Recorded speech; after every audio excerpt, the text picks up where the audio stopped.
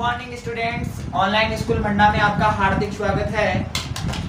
कल हमारी जो प्रश्नावली थी exercise number 8 height and distance, उसकी कुछ एग्जाम्पल जो 8 से 10 एग्जाम्पल थे वो कंप्लीट हो गए।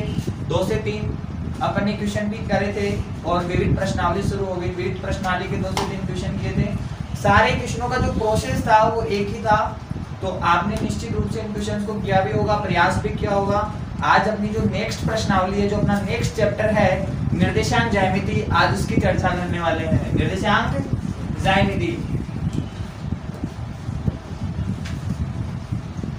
निर्देशांक ज्यामिति बहुत ही आसान प्रश्नावली है।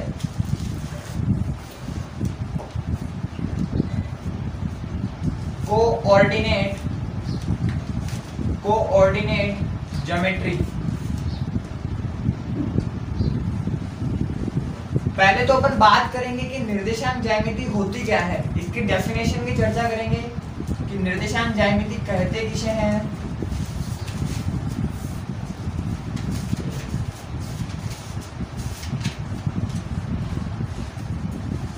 किसी भी संख्या को उनका जो बीजगणितीय रूप होता है, वो जो विशिष्ट संख्याएं होती है उनके बीजगणितीय रूप में व्यक्त करने को निर्देशांक ज्यामिति बोला जाता है। उनकी जो आकृति बनती है उन विशिष्ट संख्याओं की ज्यामिति के आधार पर उसको निर्देशांक ज्यामिति बोलते हैं। और जो विशिष्ट संख्याएं होती हैं उनको निर्देशांक कहा जाता है। उनको क्या कहा जाता है? निर्देशांक कहा जाता है। ओके स्टूडेंट्स, ये निर्देशांक ज्यामिति की डेफिनेशन थी, बहुत ही आसान है। विशिष्ट संख्याओं को बीजगणितीय रूप में व्यवस्थित करना निर्देशांक ज्यामिति कहलाती है। अब निर्देशांक ज्यामिति के अगर अपन क्वाड्रेंट की बात करें, जो अपने चतुर्थांश होते हैं, छोटी क्लासों में आपने पढ़ा भी होगा, उन चतुर्थांश का बहुत बड़ा महत्व है इस प्रश्नावली में। ओके स्टूडेंट्स, ये अपना फर्स्ट क्वाड्रेंट है, ये अपना सेकंड क्वाड्रेंट है और ये अपना थर्ड क्वाड्रेंट है और ये अपना जो है फोर्थ चतुर्थ क्वाड्रेंट है। ओके, ध्यान दो, अपना प्रथम चतुर्थांश, द्वितीय चतुर्थांश और तृतीय और चतुर्थ कक्षा 9th में आपने इसे डीपली पढ़ा है और यहाँ पर भी मैं बारीकी से आपको समझा दूंगा। यहाँ पर जो एंगल बनता है वो 90 डिग्री, ये भी 90 डिग्री, ये भी 90 डिग्री और ये भी 90 डिग्री, तो टोटल एंगल बनता है 360, 360, 90, 90, 180, 180, 180, 360, 360 डिग्री का एंगल बनता है। ओके स्टूडेंट्स, आगे अपन बात करें कि प्रथम जो चतुर्थांश अपना होता है, प्रथम चतुर्थांश में जो संख्याएं होती है वो दोनों संख्याएं पॉजिटिव आएगी। जो भी मान होंगे वो पॉजिटिव मान आएंगे, प्लस और प्लस।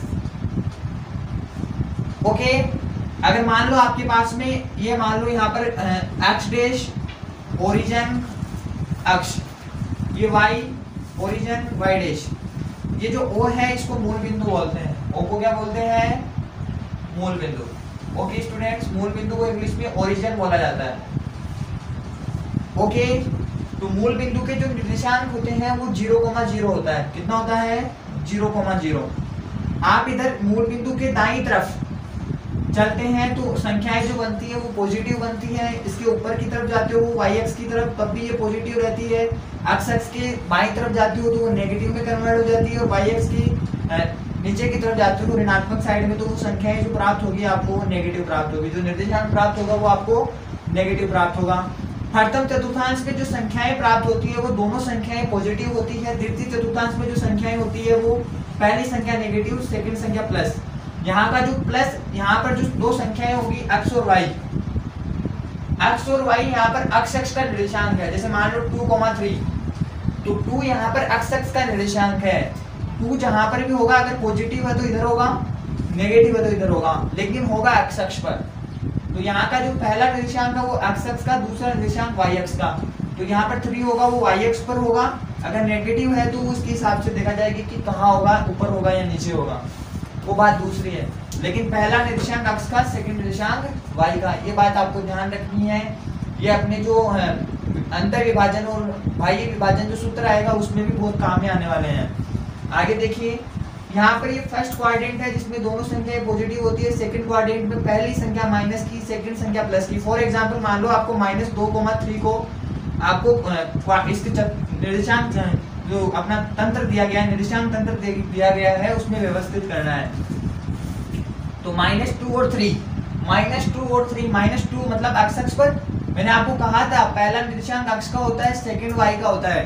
तो अक्ष और ये वाई, तो अक्ष और वाई यहाँ पर ये अक्ष अक्ष पर होगा, लेकिन नेगेटिव है, तो नेगेटिव है तो इस तरफ होगा। तो पहली संख्या नेगेटिव, सेकंड संख्या पॉजिटिव, तो ये वाई की तरफ यहाँ पर पॉजिटिव बन जाएगा। कोई प्रॉब्लम नहीं है, बहुत आसान प्रश्नावली है, बहुत ज्यादा इंटरेस्टिंग प्रश्नावली है। यहाँ पर आके देखिए थर्ड क्वाड्रेंट में तो माइनस और ये माइनस, तो दोनों संख्याएं नेगेटिव है। अगले क्वाड्रेंट में माइनस माइनस, जैसे -3 और -4, निश्चित रूप से -3 और -4 क्वाड्रेंट नंबर 3 में होगी, चतुर्थांश नंबर 3 में ये संख्याएं स्थित होगी। आपको पूछा भी जा सकता है, बताइए कि संख्याएं -3 और -4 कौन से चतुर्थांश में स्थित है। तो -3 और -4 आपको थर्ड जो अपना तीसरा चतुर्थांश है उसमें मिलेगी।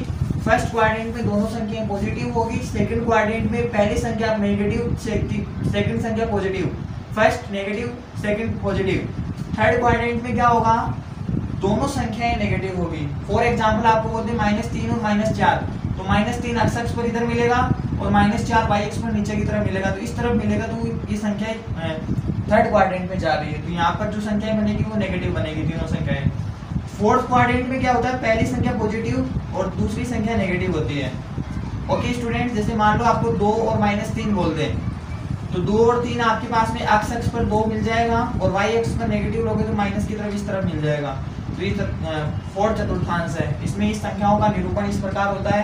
इनका बहुत महत्वपूर्ण योगदान है, ध्यान रखना है स्टूडेंट। पहले चतुर्थांश में जो संख्याएं होती है वो दोनों संख्याएं पॉजिटिव होती है।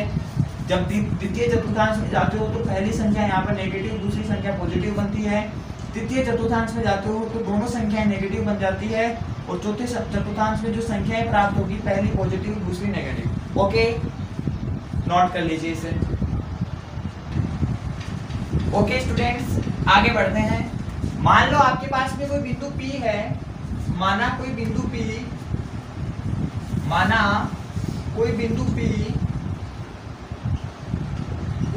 P जिसके निर्देशांक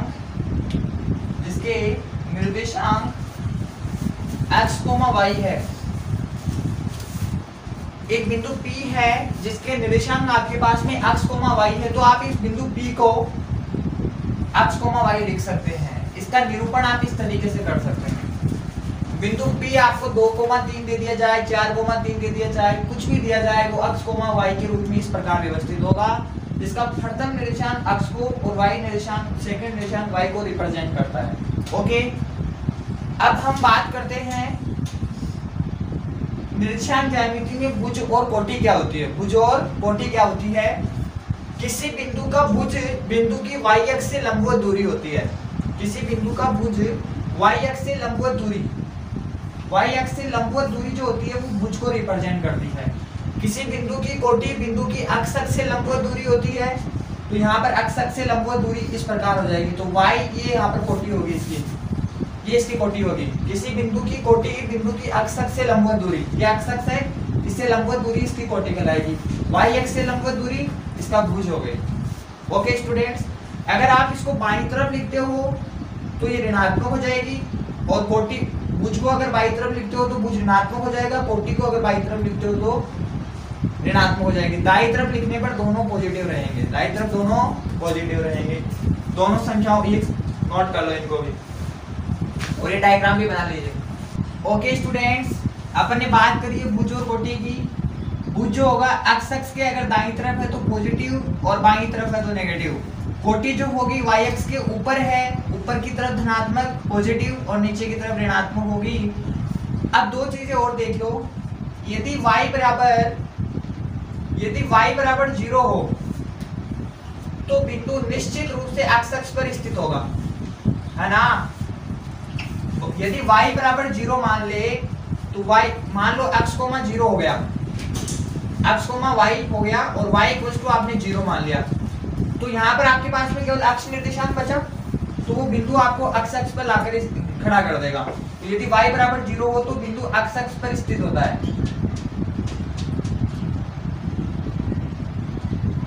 और यदि बिंदु x बराबर 0 हो तो बिंदु y अक्ष पर स्थित होता है।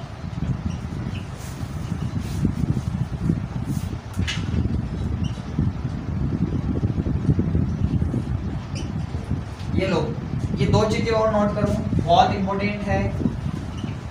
और अगर दोनों जीरो हो जाए, अगर दोनों जीरो हो जाए, मान लो x बराबर 0 और y बराबर 0 हो जाए, तो बिंदु मूल बिंदु होगा। तो बिंदु क्या होगा? तो बिंदु मूल बिंदु ओरिजिन कहलाएगा। Okay students, O equals to 0,0। अगर x बराबर 0, y बराबर 0 तो बिंदु क्या होगा? मूल बिंदु होगा। इन तीन चीजों को भी नोट करो। ओके, ये निर्देशांक ज्यामिति के बारे में कुछ बेसिक सी बातें थी जो मैंने आपको प्रश्नावली से संबंधित चीजें थी वो आपको बता दी है। अब बात करते हैं प्रश्नावली से संबंधित जो क्वेश्चंस बन के आएंगे, उन सूत्रों की बात करते हैं। क्या क्या फॉर्मूलाज है जो इस प्रश्नावली से रिलेट होते हैं, उनकी बात करेंगे अपन। पहला जो अपना फॉर्मूला आता है जो प्रश्नावली नंबर 9.1 जिस पर डिपेंड है, वो है दो बिंदुओं के मध्य की दूरी। दो बिंदुओं के बीच की दूरी, दो बिंदुओं के मध्य की दूरी, दो बिंदुओं के मध्य की दूरी। ओके स्टूडेंट्स, बात करते हैं, ये मान लो अपने पास में एक आर्थिक, ओके स्टूडेंट्स, मान लो अपने पास में एक निर्देशांक ज्यामिति कार्तीय तंत्र है जिसका मूल बिंदु 0,0 है, 0,0 है। और यहाँ पर बिंदु P के जो निर्देशांक दिए है x1 y1 और बिंदु Q के निर्देशांक x2 और y2 है, x2 और y2 है। और यहाँ पर PR के जो निर्देशांक है वो आपके पास में x2 माइनस x1 है, x2 माइनस x1 है। तो निश्चित रूप से ये भी x2 माइनस x1 होगा, x2 माइनस x1। पूरी भुजा अगर आपके पास में x2 है और ये x1 है तो ये निकालने में ज्यादा देर नहीं लगेगी, ये x2 माइनस x1 हो जाएगा। यदि ये x2 माइनस x1 है तो ये x2 माइनस x1 हो जाएगा।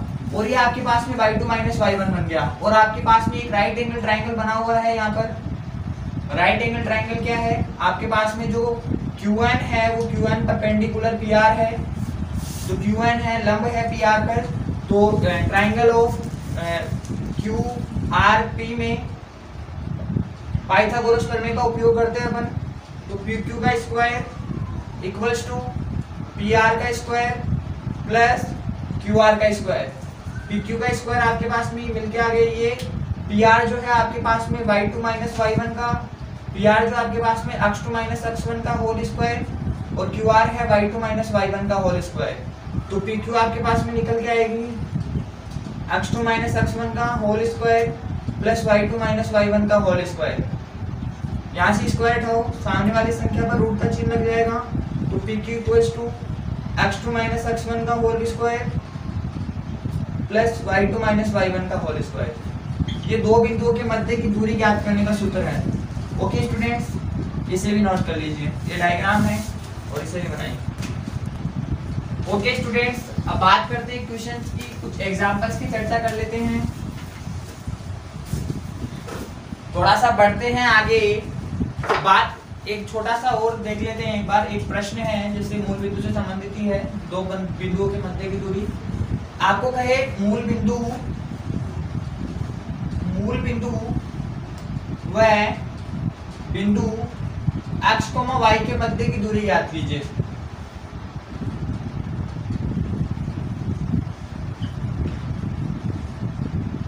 ओके स्टूडेंट्स, मूल बिंदु को x, y, मैं मूल बिंदु को O बोल देता हूं जिसके निर्देशांक 0,0 है, और बिंदु ये x, y को P बोल देता हूं जिसके निर्देशांक x, y है। ओके, और दो ये अपने पास में x1 हो जाएगा, ये y1 और ये x2 और ये y2। मैंने आपको जो प्रश्नावली शुरू हुई थी बताया था कि जो पहला निर्देशांक होता है वो x का, सेकंड y का। तो यहाँ पर बिंदुओं के मध्य की दूरी निकालनी है, जिसमें सूत्र में अपने पास में PQ, यहाँ पर OP के मध्य की दूरी निकालनी, तो अपने पास में सूत्र बनेगा x2 माइनस x1 का whole square plus y2 minus y1 का होल स्क्वायर। ओके, तो यहाँ पर x1 0 है, y1 भी 0 है, x2 यहाँ पर x है और y2 यहाँ पर y है। तो x2 माइनस x1 तो ओपी के जो मध्य की दूरी आएगी वो आएगी x2 माइनस x1। x2 की वैल्यू यहाँ पर x है, माइनस x1 की वैल्यू 0 है, तो whole square plus y2 y minus y1 की वैल्यू 0 का होल स्क्वायर। तो ओपी के मध्य की जो दूरी निकल के आएगी आपके पास में वो आएगी यहाँ पर x में से 0 गया, x रहेगा x square plus y square, x square plus y square. आपको परीक्षा में पूछ ले कि बिंदु मूल बिंदु व बिंदु x y के मध्य की दूरी ज्ञात कीजिए। मध्य की दूरी इस तरीके से ज्ञात करोगे। आपको पूछ ले मूल बिंदु 0, 0 व साइन थीटा कोस थीटा के मध्य की दूरी ज्ञात कीजिए। साइन थीटा कोस थीटा के मध्य की दूरी ज्ञात कीजिए। तो मूल बिंदु आपके पास में 0, 0 साइन थीटा और कोस थीटा त्रिकोणमितीय अनुपात है आपके पास में। ये x1 रहेगा, ये y1, x2 और ये y2। तो यहाँ पे इसको p बोल दो, इसको o बोल दो, तो OP के मध्य की दूरी बन जाएगी आपके पास में x2 माइनस x1 का whole square plus y2 minus y1 का होल स्क्वायर। OP के मध्य की दूरी आएगी साइन थीटा माइनस 0 का whole square plus cos theta minus 0 का होल स्क्वायर। तो OP के मध्य की दूरी यहाँ पर आप निकाल सकते हो। साइन थीटा यहाँ पर sine square theta plus cos square theta. और जो आइडेंटिटी फर्स्ट बन गई है तो OP के मध्य की दूरी आएगी √1, तो 1 इकाई आंसर आ जाएगा। ओके, इस तरीके से आपको इन क्वेश्चंस को हल करना है। 1 सेकंड का समय, 2 सेकंड का, 30 सेकंड का समय है आपके पास में, देख लीजिए।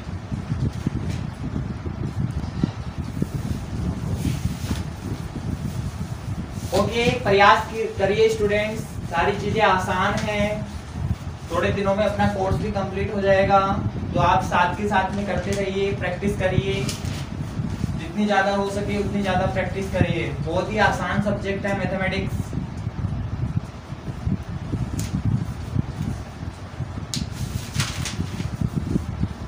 तो जो आज कुछ एग्जाम्पल की चर्चा करेंगे अपन। एग्जाम्पल नंबर फर्स्ट आपको कहा गया है, एग्जाम्पल नंबर फर्स्ट में कहा है आयतीय निर्देशांक निकाय में। एग्जाम्पल नंबर फर्स्ट की चर्चा कर रहे हैं अपन। आयतीय निर्देशांक निकाय में बिंदु 2, 4 -2, 3 -4, -3 और 5, -2 को आलेखित कीजिए। बच्चों दर्शाना है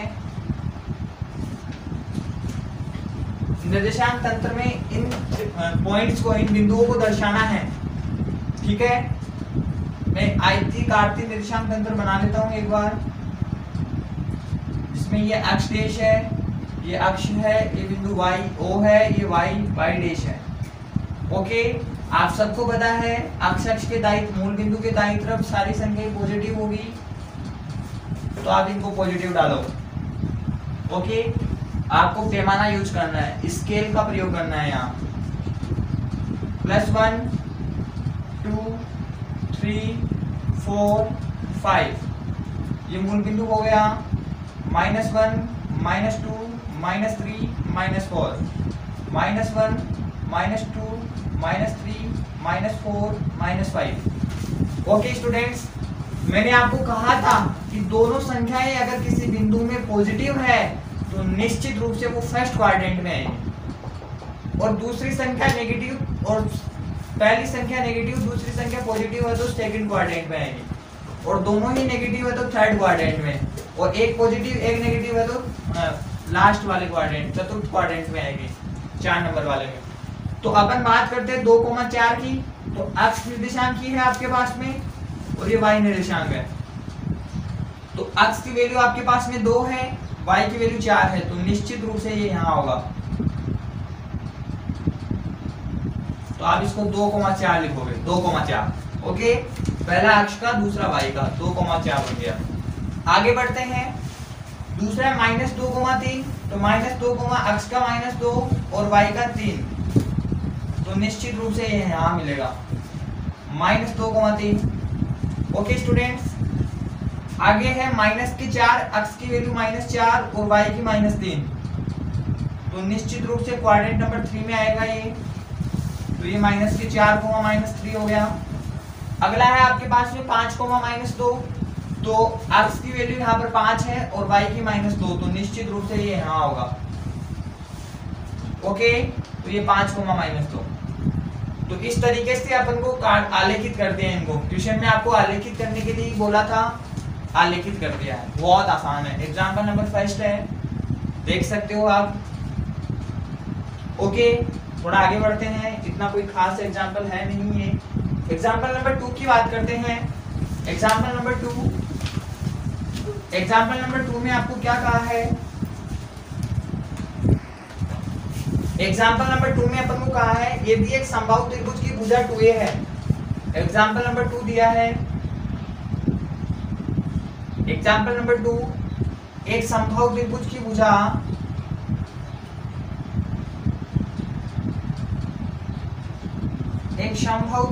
भुजा 2a है, तो उसके शीर्षों के निर्देशांक ज्ञात कीजिए।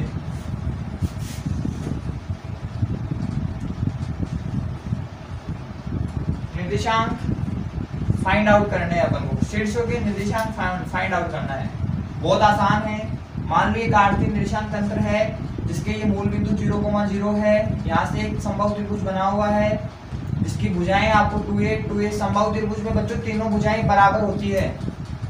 a o b बोल सकते हो आप। तो आप निश्चित रूप से OA = OB = AB, तीनों भुजाएं इक्वल है। समबाहु त्रिभुज की डेफिनेशन जानते हो ना? ऐसा त्रिभुज जिसकी तीनों भुजाएं बराबर हो, प्रत्येक कोण 60 डिग्री का हो, 60 डिग्री का हो, वो होता है समबाहु त्रिभुज। इसकी भुजाएं आपको 2a दी है, तीनों भुजाएं 2a दी है, आसानी से हो सकता है। तो आपको प्रश्न में दिया है कि OA = OB, OB = OA, या OB = आप बोल सकते हो AB, तो OA = AB हो जाएगा। तीनों भुजाएं बराबर है परस्पर। आपने क्या किया? A से OB तक ये लंब डाल दिया। लंब डालने के पश्चात ये पूरी भुजा आपके पास में 2a थी, तो ये A हो गई और ये भी A हो गई, दोनों का डिवाइडेशन हो गया। सामने वाला ध्यान रखना बच्चों, ये माध्यिका, ये लंब है। माध्यिका क्या होती है? किसी त्रिभुज के शीर्ष से सम्मुख भुजा पर डाला गया लंब। तो किसी त्रिभुज का शीर्ष ये है, इसकी सम्मुख भुजा OB है, तो किसी त्रिभुज के शीर्ष से सम्मुख भुजा पर डाला गया लंब उसकी माध्यिकाएं होती है, उसकी माध्यिका कहलाती है।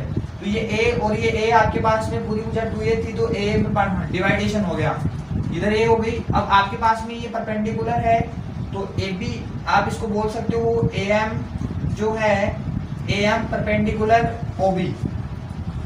AM जो भुजा है वो आपके पास में परपेंडिकुलर है OB के, मतलब AM लंब है OB पर। ओके, आपके पास में एक ट्रायंगल दिया गया है AMO।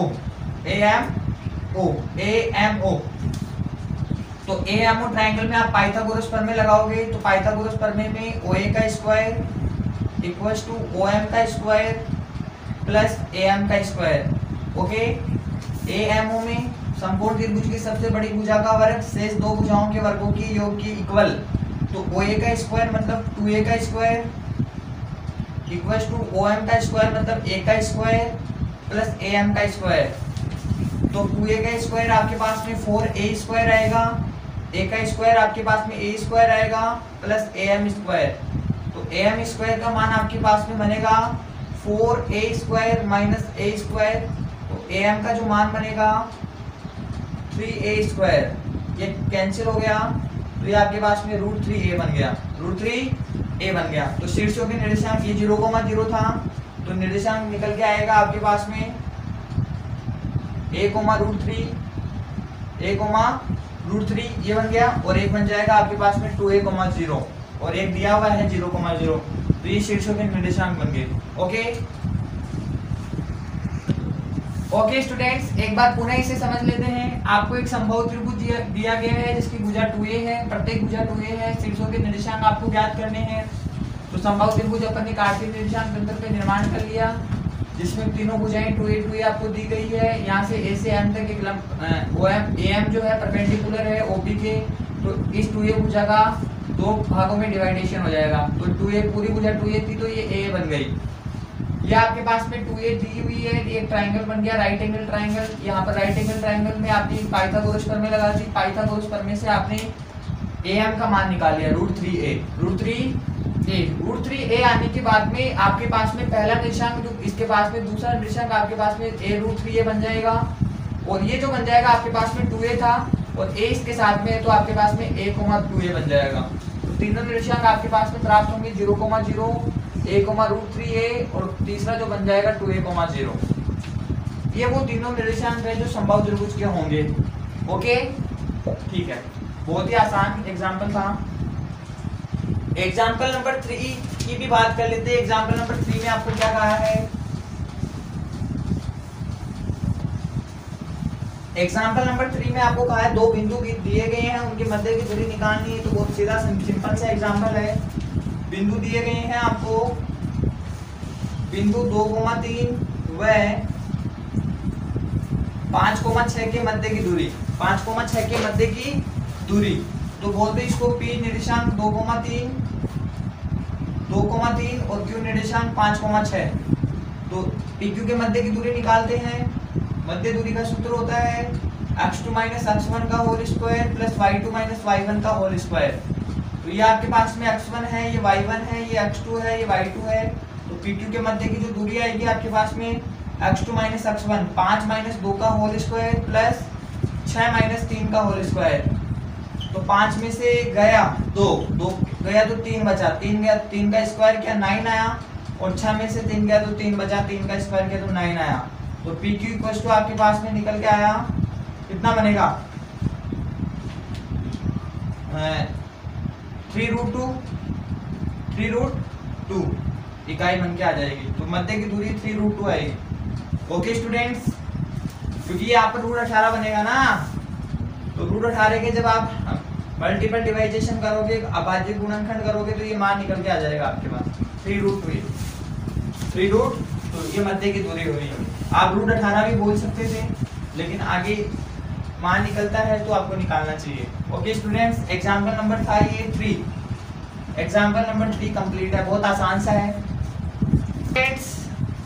नेक्स्ट एग्जाम्पल नंबर 4 है, वो भी बहुत आसान है। आपको दो बिंदु दिए गए हैं। यदि एग्जाम्पल नंबर 4 है, यदि बिंदु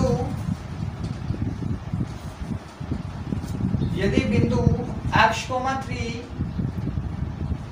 और 5,7 के मध्य की दूरी 5 इकाई है, 5 हो, तो x की वैल्यू फाइंड आउट करिए, x का मान ज्ञात करिए। x का मान ज्ञात कीजिए। ओके, मान लेते हैं P के निर्देशांक x,3 है, Q के निर्देशांक 5,7 है। ठीक है, और इनके मध्य की जो दूरी दी गई है वो 5 है। ओके, ये x1 y1, ये x2 y2 है आपके पास में। दोनों बिंदुओं के मध्य की दूरी का जो सूत्र होता है वो आपके पास में x2 - x1 का whole square plus y2 - y1 का होल स्क्वायर। ओके, PQ के मध्य की दूरी आपको दी गई है 5, तो आप PQ को यहाँ इधर लिख सकते हो। तो यहाँ मान आपके पास में बन के आएगा, PQ की जो वैल्यू है आपके पास में मध्य की दूरी वो 5 है। कितनी है? 5। x2 - x1 5 - x का होल स्क्वायर, 5 - x का होल स्क्वायर, और y2 - y1 7 - 3 का होल स्क्वायर। PQ के मध्य की दूरी 5। ये मान आपके पास में बन जाएगा 5 - x का होल स्क्वायर प्लस 7 में से 3 गया 4, 4 का स्क्वायर 16। Okay, equals to 5। ठीक है बच्चों, वर्ग करते हैं। दोनों पक्षों का वर्ग करने पर, दोनों पक्षों का वर्गमूल को हटाना है अपन को, तभी गुणनखंड हो पाएंगे। तो बन जाएगा 5 - x का whole square plus 16 equals to 25। इधर का किया तो अंडर चलता बना, और 5 का किया तो 25 हो गया।